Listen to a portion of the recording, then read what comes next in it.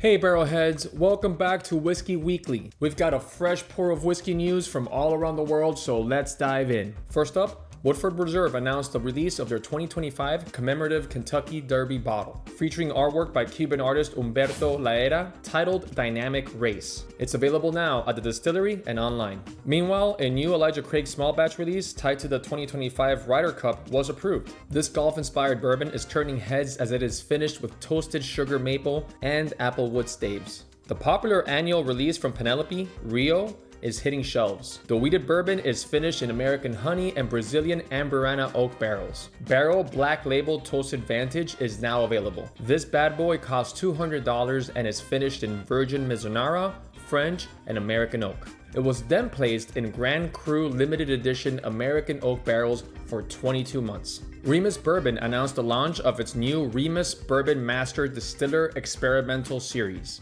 This #1 release from the new series has been aged for 9 years in lightly charred, heavily toasted Seguin Moreau barrels with staves seasoned for 24 months. It's bottled at 107 proof and goes for $80 MSRP. Westward Whiskey announced its first club release of 2025, which is a single malt aged in freshly emptied stout barrels and then finished in Fort George Brewery's stout casks. The results should be very interesting, but it's only available to club members. Westward ships to 35 out of the 50 states, so if you're interested in becoming a member and getting your hands on this unique bottle, check to see if Westward ships to you. Over in Ireland, Bushmills is releasing the oldest Irish single malt ever, aged for 46 years.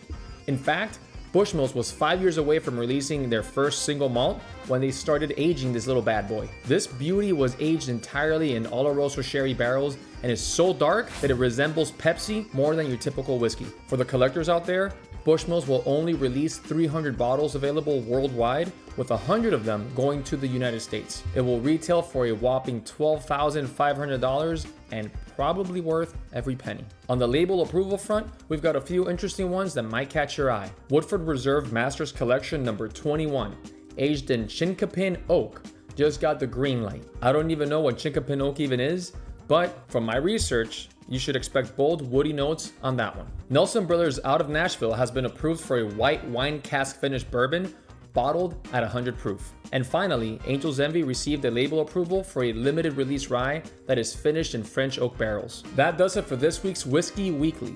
What are you most excited to try? Drop it in the comments, hit the like button, and subscribe for more whiskey news each and every week. Until next time, cheers.